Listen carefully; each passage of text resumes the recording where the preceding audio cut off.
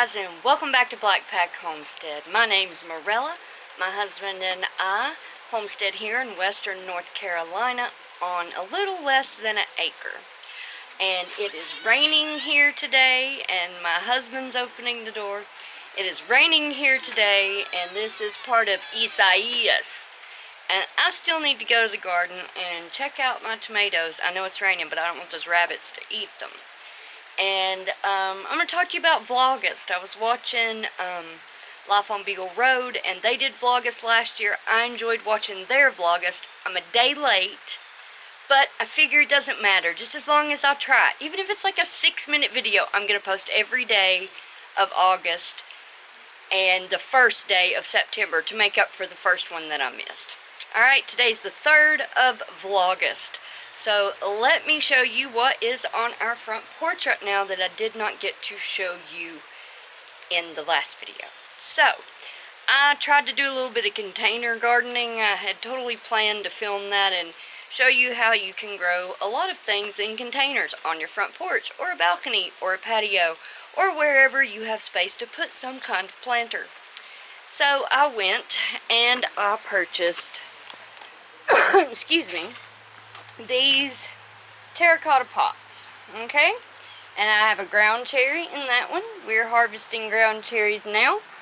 There's one right there that's just about ready. See how it is a yellowish color? That is, they'll fall off by themselves, and if they're really ready, you can just barely touch them and they'll fall off into your hands. We've been able to keep the bugs off of them. We had issue, well, I mean, obviously, I have some damage. But usually little worms get in them and they eat them like this. They get in there like that, exactly that damage. And we sprayed it with some BT, hoping to stop these little worms. But the rain comes every evening. So that's the ground cherry. So that's the ground cherry in the container. And then over here, in this terracotta pot, I have a Mr. Stripey tomato plant that is struggled. It was a pitiful plant when I got it, and as you can see, some of the fasciated blossoms, the bottoms didn't heal, and I just need to take those off, and I just haven't done it yet. But these up here, the bottom has healed. So that is our other container garden experiment. And here's Chris. He's came out in Isaias. Oh. Hello, how was your day at work? It was work. Good. A little slow today. Uh-oh, I'm running into a metal pan. So So showing us we're going to get some ground cherries, hopefully. yeah, We've been getting them. We've been getting them. Talking about Vlogust. You don't know what... Vlogust, did I yes. explain I know Vlogust what to you? Vlogust Alright, well, is. we're going to try to do that. Okay. At least a 6-minute video every day of August and the first day of September, because we missed August 1st, because we posted on August 2nd Guess yesterday. we're gonna have to give y'all next one, I guess. There you go. That's what has to happen. So we've got to do it. We gotta do it. Is it a deal? Alright. To It's the a best deal. of my ability. Yay! Even if I'm sick. Even if I'm sick, I'm gonna do it. Even if I look at you and go, hey, it's the 38th, the 30th of Vlogust, and this is my video. How are you? You know, even if that's what I have to do, I'm gonna do this. I'm committed. Committed. So now, before I forget and you distract me, I'm gonna show you the other containers I have on the front porch that I am trying my hand at some container gardening. Now, these are my peace lilies. They were from, the peace lilies from the arrangement from my mama's funeral that Christopher's workplace sent, and I separated them this year. And there you go. Now I have 2. Started out tiny, now I have 2. And then in this container, which is a lot like a green stalk, I was tickled to find this thing at Aldi. Go Aldi! Aldi's #1. And, you know, it doesn't have the thing on top to pour your water in, so you have to go really slow because it will disturb your soil.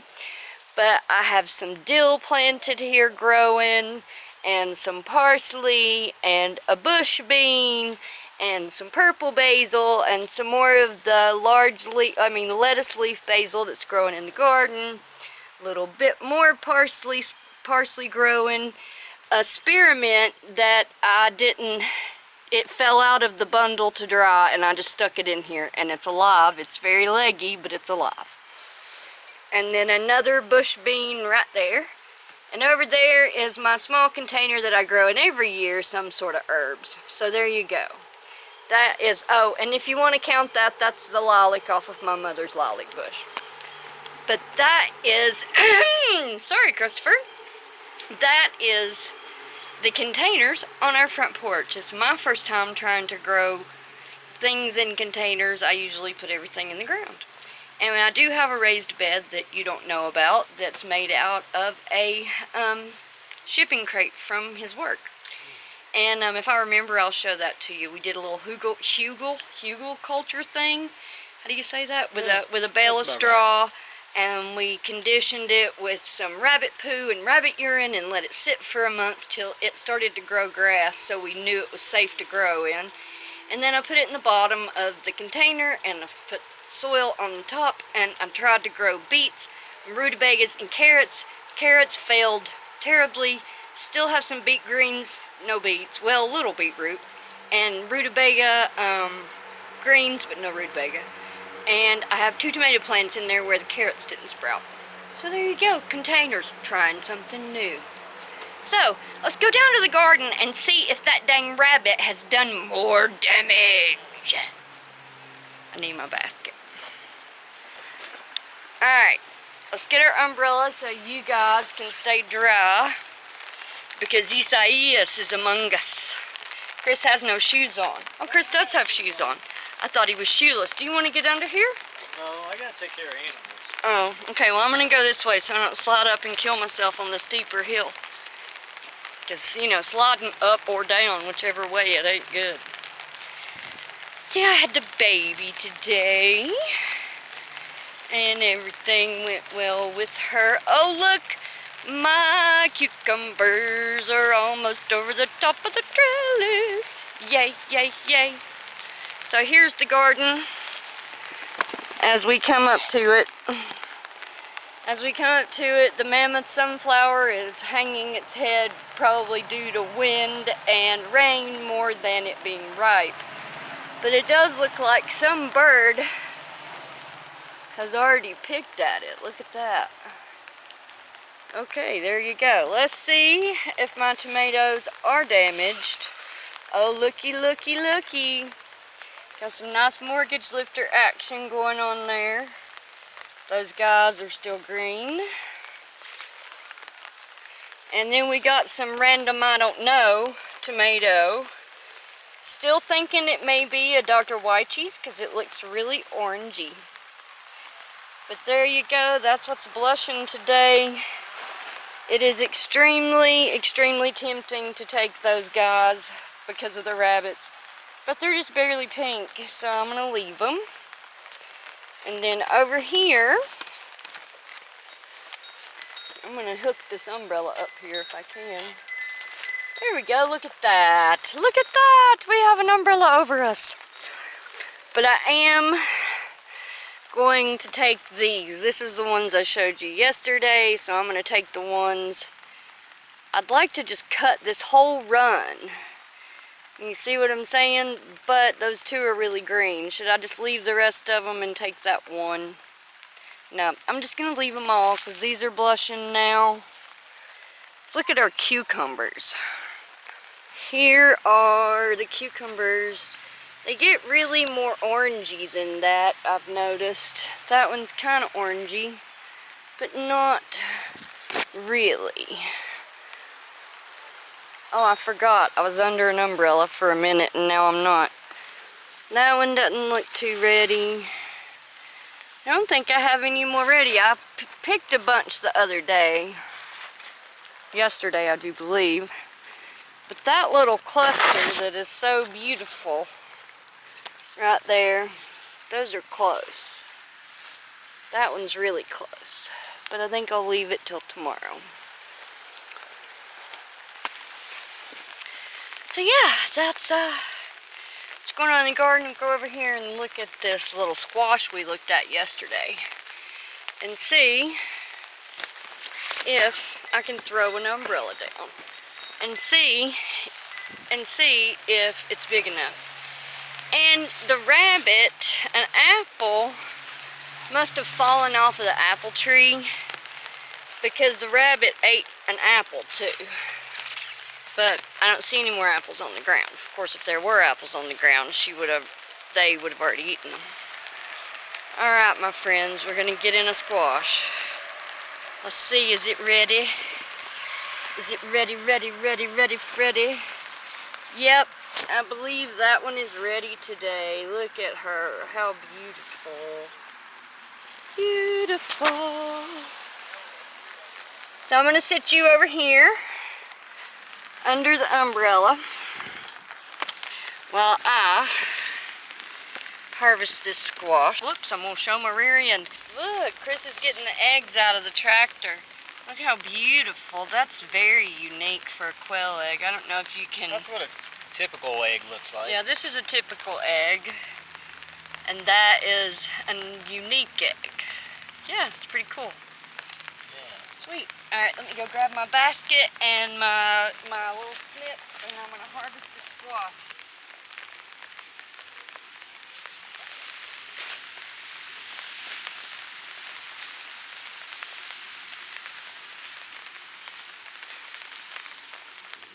Alright, this is our yellow squash for today. How beautiful is our yellow squash.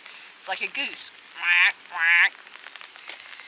Alright, I'm going to look at the zucchini, which is right behind the yellow squash, because I'm pretty sure I've got another zucchini coming on. I need to keep it on before it's the size of a newborn baby.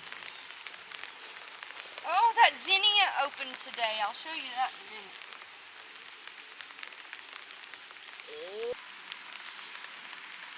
Well,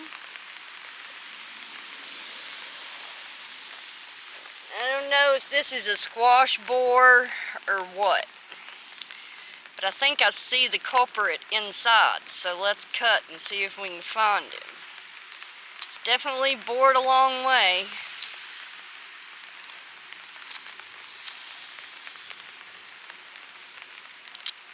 Nope, culprit's not inside, but man, he ruined that. You know what happens to stuff like this? Goes to the chickens, yeah! Yeah, that's about all I have to do in the garden right now in the rain, because all I've got coming in right now is a few tomatoes trickling in, those lemon cucumbers, and a little bit of squash and a little bit of zucchini. But it looks like we got some squash borers, because that definitely had bored into that end of that squash. So, who knows? I may not get all 10 of those baby squashes. Alright. I'm going to throw this in here. I'm going to set you down under the umbrella. Whoa. Umbrella, Morella. Well, I'm throwing it. They'll find it. I think one of the Rhode Island roosters is going to find it.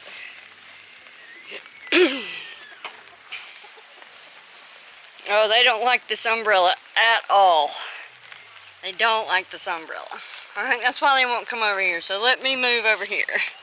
I want to turn around where you can see. I'm going to show you the new chicken situation, and then I'll talk about it. Okay? Here you go.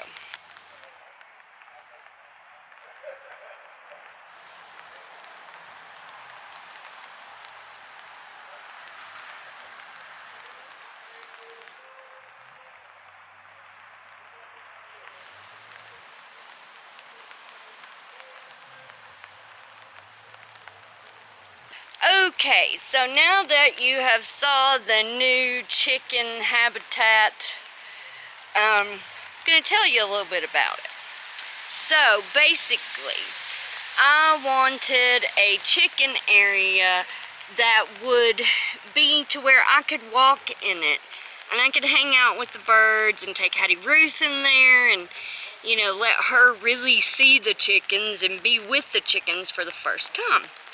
So Chris and I had the idea to put them in a fenced-in area and bed them. We give them grass clippings, we give them spent hay, fresh straw, and then of course scraps from the garden, scraps from the kitchen, and you know, as you do, that turns into deep bedding, and then slowly compost down as the chickens dig through it. And then when you're ready to plant, you rake back the top mulch and you go underneath it and you find lovely, beautiful compost. So that's my plan for the chickens, if it all works out. We've got bird netting across the top to fend against predators. And it's just, what, how tall is this? 8 foot?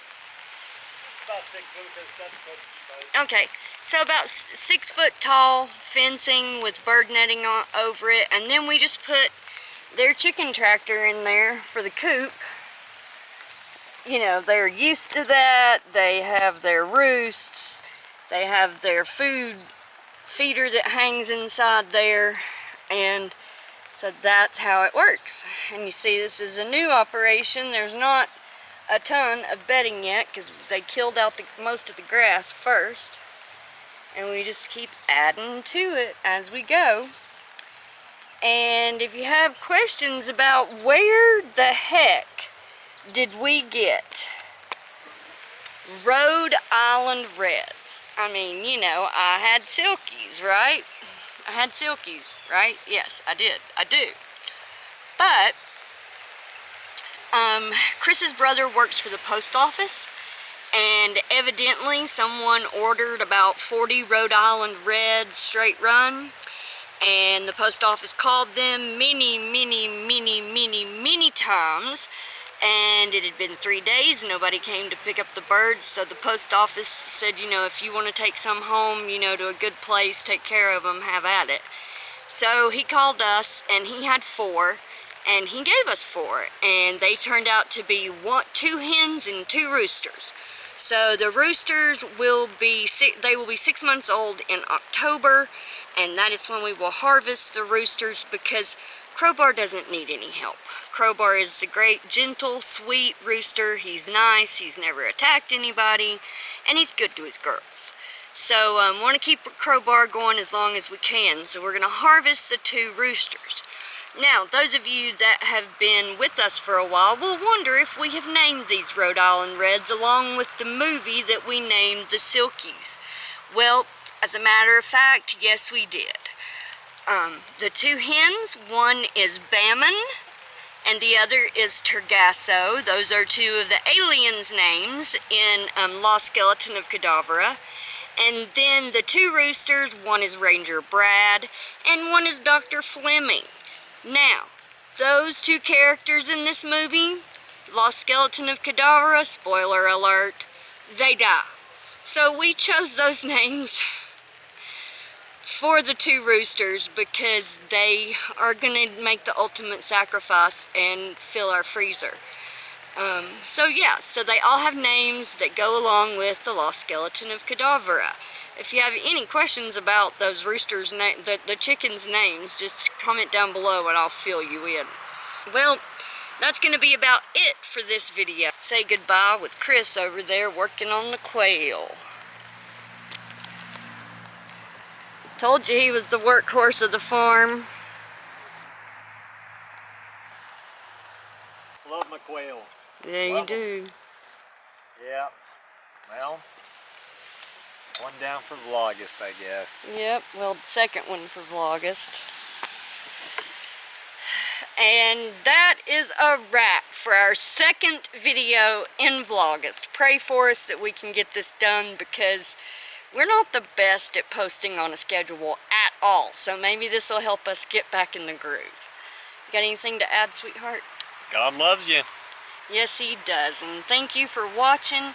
If you're new here, consider subscribing. And if you liked what you saw, consider sharing our videos on your social media because that is how we can make our channel grow. And that is the best way you can help us out. Don't forget to give us a like and throw a comment down below. We'd love to get to know you.